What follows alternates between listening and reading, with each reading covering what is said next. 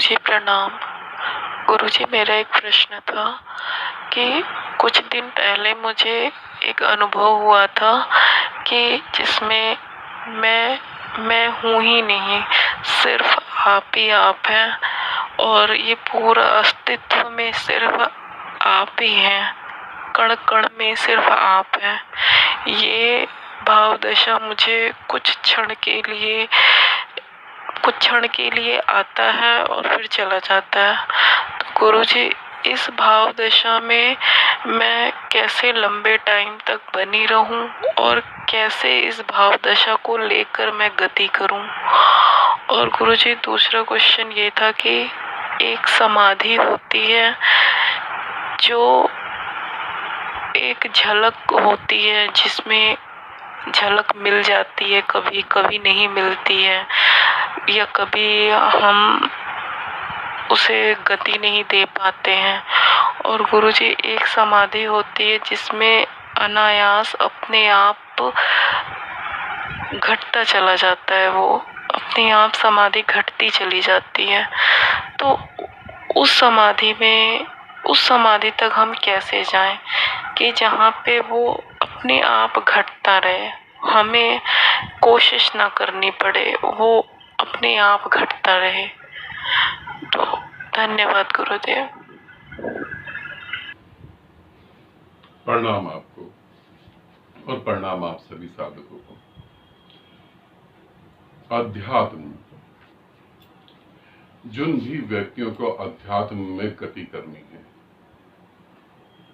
उनको ये वीडियो बहुत अच्छे से देखना चाहिए और बहुत अच्छे से समझना चाहिए। अध्यात्म में अगर गति करनी है, अगर परमात्मा ही होने के लिए पैदा हुए हो, मेरे एक एक शब्द को अच्छे से समझ लेना, अगर परमात्मा होने के लिए ही पृथ्वी पर पैदा हुए हो, तो तुमको शादी कभी नहीं करनी चाहिए, बच्चे कभी नहीं पैदा करने चाहिए। अगर तुम्हारा लक्ष्य ही ये है कि मैं परमात्मा हो जाऊं, तो ये तुम्हें दोनों काम नहीं करने चाहिए। क्यों नहीं करने चाहिए? क्योंकि तुम चाहो ना चाहो, तुम बच्चों के मोह में पड़ जाओ। अगर तुम शादी नहीं करोगे तो मोह में नहीं पड़ोगे। नहीं, तुम शादी नहीं भी करोगे तो भी मोह में पड़ोगे। मोह में तो तुम्हें पड़ना ही है, क्योंकि मोह तो तुम्हारे भीतर है। मगर थोड़ा सा चीजों को समझो। अगर तुम शादी करते हो और बच्चे नहीं होते, काफी सारे ऐसे होते हैं लोग, बच्चे को जन्म नहीं दे पाए किसी भी कारण से, तो वो एक दूसरे के मोह में पड़ जाते हैं। और उस बीच तुम साधना चालू कर दो, तो अब सबसे बड़ी समस्या कहां आती है कि जिसके प्रति तुम मोह में थे वो भी तुम्हारे मोह में है। अब वो तुम्हें छोड़ेगा नहीं। तुम कितना ही कहो कि हम 21वीं सदी में जी रहे हैं, हम एकदम फ्री हैं। मैंने यहां बहुत सारे फ्री कपल्स को देखा है। मैंने यहां बहुत सारे ऐसे समझदार कपल्स को देखा है जो कहते हैं हमारे अंदर तो कोई बाउंडेशन नहीं है, हम तो किसी के साथ ऐसे नहीं करते, मेरा पति भी फ्री है, मैं भी फ्री हूं। गलत फहमी अपने मन में पाल लेते हैं। तो उनको परमात्मा के मार्ग पे चलने में सबसे ज्यादा कठिनाई आती है। जब तुम मोह में फंस जाते हो तो मोह से नहीं निकल पाते। एक तरफ परमात्मा खड़ा हो जाए और एक तरफ तुम्हारा बच्चा बीमार पड़ जाए और उसके सर पे यमराज खड़ा हो और एक तरफ परमात्मा मोक्ष लेके खड़ा हो, तो 101% तुम बच्चे को बचाने जाओगे, परमात्मा को नहीं। तुम मोक्ष त्याग सकते हो अपने मोह के कारण, और तुम्हें यह पता ही नहीं, ऐसे तो तुमने पता नहीं हर जन्म में कितने बच्चे पैदा करे। आज जिस बच्चे के लिए तुम रो रहे हो और मुक्त नहीं हो पाए, अगले जन्म में इस बच्चे को तो तुम भूल ही जाओगे। अध्यात्म में गति करनी है तो शादी नहीं करनी, बच्चे को जन्म नहीं देना, नहीं तो बहुत बुरी तरह फंस जाओगे, बहुत ही बुरी तरह। अब मोह तो तुम्हारे भीतर है, तुम शादी नहीं करो तो बहन भाइयों से मोह बंधेगा। अब एक फीमेल है, उसने शादी नहीं करी, मगर उसको अपने भाई बहनों की चिंता है, अपने माँ बाप की चिंता है, मोह में है वो। एक आदमी है, उसने शादी नहीं करी मगर उसका मोह इतना है कि मेरे भाई के बच्चों का क्या होगा, कि मेरे भाई का क्या होगा, अपनी जिंदगी का क्या होगा उसका नहीं।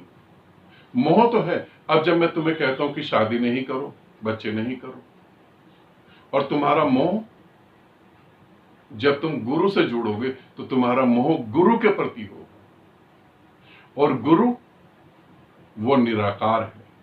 इसका मतलब तुम्हारा मोह निराकार की तरफ होगा, और निराकार से प्रेम बंधा, निराकार से मोह बंधा, तो कहां जाओगे?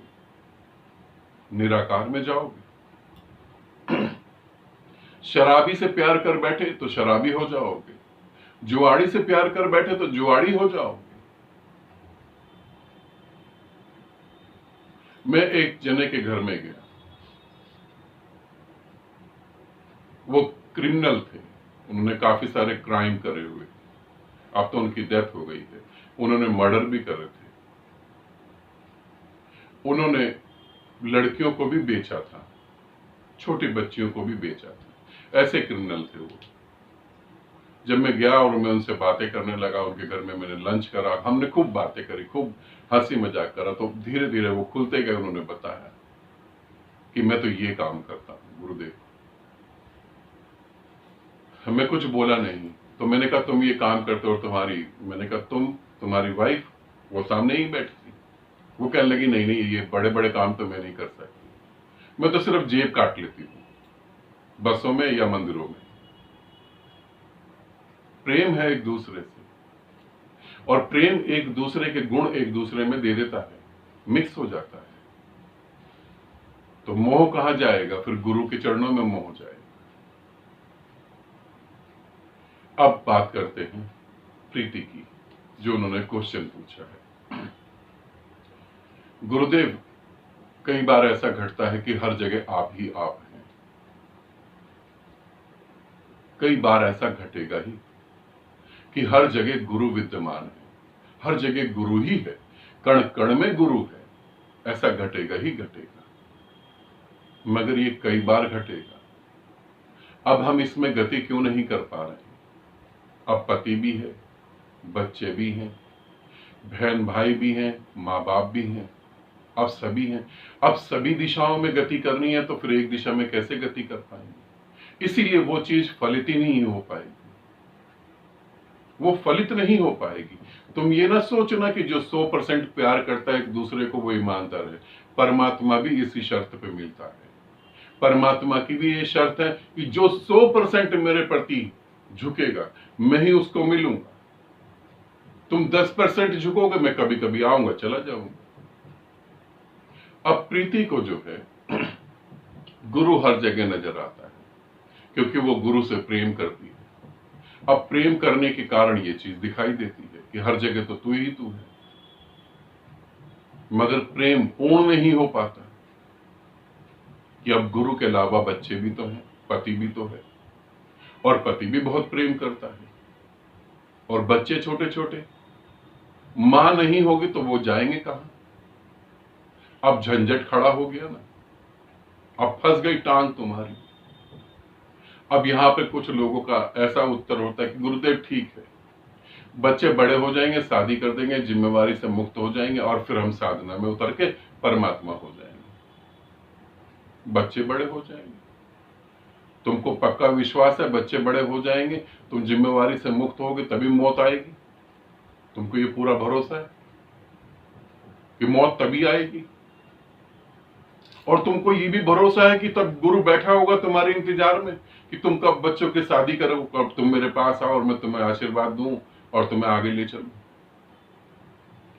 परिवर्तन तेजी से हो रहा है, गुरु तब तुम्हारे लिए बैठा होगा, ऐसा तुम्हें गलतफहमी हो सकती है। फिर प्रीति जो समाधि की बात कर रही है, निर्विचार स्थिति, निर्विचार समाधि। निर्विचार समाधि घटती है, कभी कभी घटती है, कभी कभी अपने आप ही घट जाती है। कभी ध्यान में बैठते हैं तो घटती है, कभी अपने आप ही घट जाती है। अब उसको हम गति कैसे दें? अब उसको गति देने के लिए 100% उसमें उतरना पड़ेगा। अब तुम 100% कहां से उतर जाओगे जब तुम्हें पता लगे कि बच्चे को दस्त लग गए, बच्चे का पेट खराब हो गया, बच्चा रो रहा है,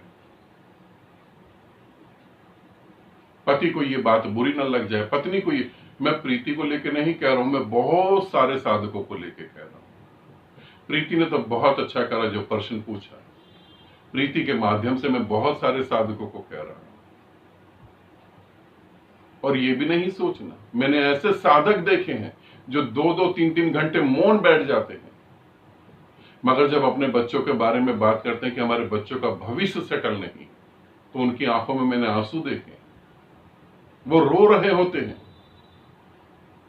उन बच्चों के लिए जिनको लेकर वो पैदा नहीं हुए थे, उन बच्चों को लेकर जब वो मरेंगे, शमशान घाट में जल रहे होंगे, तब वो बच्चे पूरी तरह चिता भी नहीं जलेगी, वो अपने अपने रास्ते चले जाएंगे मोह के कारण। फिर मैं क्या करूं गुरुदेव, कैसे इन चीजों को गति दूं? 100% उतरना पड़ेगा। जो 100% उतर नहीं सकता है, मैं यही कह सकता हूं कि फिर धीरे धीरे साधना करो, और जब अगला जन्म लो तो उस अगले जन्म में ऐसी मिस्टेक नहीं करना, और अगले जन्म को जो है पूरी तरह 100% परमात्मा को समर्पित करना। यही हो सकता है, क्योंकि परमात्मा जब भी तुम उसे प्रेम करोगे, वो तुम्हें प्रेम करेगा, तो वो 100% से कम में तैयार ही नहीं होता, वो मानता ही नहीं। अब आप ये भी कह सकते हैं गुरुदेव आपने तो शादी कर ली, और आप कह रहे हैं अध्यात्म शादी के खिलाफ है, शादी अपोजिट है। मैंने शादी जब करी जब मुझे घट चुका था, जब तुम्हें घट जाए, मैंने एक शादी करी, जब तुम्हें घटे तुम 36 शादी कर लो तो कोई फर्क नहीं पड़ने वाला। फिर तो जिससे तुम शादी करो वो भी निराकार, तुम भी निराकार, निराकार मिले निराकार मिले और निराकार, फिर कोई दिक्कत नहीं, फिर तो तुम करो।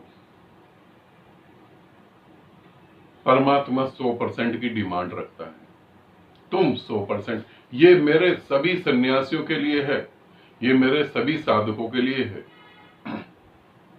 इस जन्म में परमात्मा चाहिए तो 100%।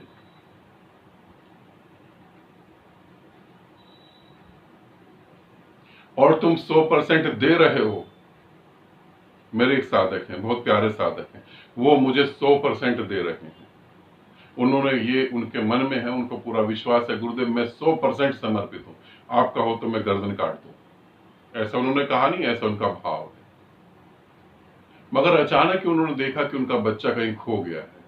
सपने में उन्होंने देखा कि उनका बच्चा कहीं खो गया है, और वो परेशान हो गए, बच्चा मिल ही नहीं रहा है, ढूंढ रहे हैं, मिल ही नहीं रहा है। और वो फटाफट आए, गुरुदेव मेरा बेटा खो गया है, कुछ करो। 100%। बात तो ये होनी चाहिए थी कि गुरुदेव बेटा खो गया, ये तो आनंद की स्थिति है, पता नहीं कहां गया, अपनी जिंदगी जी लेगा, मैं उससे भी मुक्त हो गया। सच में तुम 100% दे रहे हो? अपने से प्रश्न करो। अगर तुम 100% नहीं दे रहे हो तो ये संकल्प करो कि अगली बार आएंगे तो हम जरूर मुक्त होंगे। फिर ये संकल्प, ठीक, मैं किसी भी धोखे में तुम्हें नहीं रखना चाहता। जो 100% दे सकता है वही परमात्मा हो सकता है, जो 100% दे नहीं सकता वो परमात्मा नहीं हो सकता। जो 7 दिन से जिसने रोटी नहीं खाई, वो पूर्णिमा साधना जब करने बैठेगा तो उसे पूर्णिमा साधना में ऊर्जा नहीं, पूर्णिमा साधना में चांद रोटी की तरह नजर आएगा। ठीक है, आनंदित रहे, सदा खुश रहे। बहुत बहुत प्रेम आप सभी को।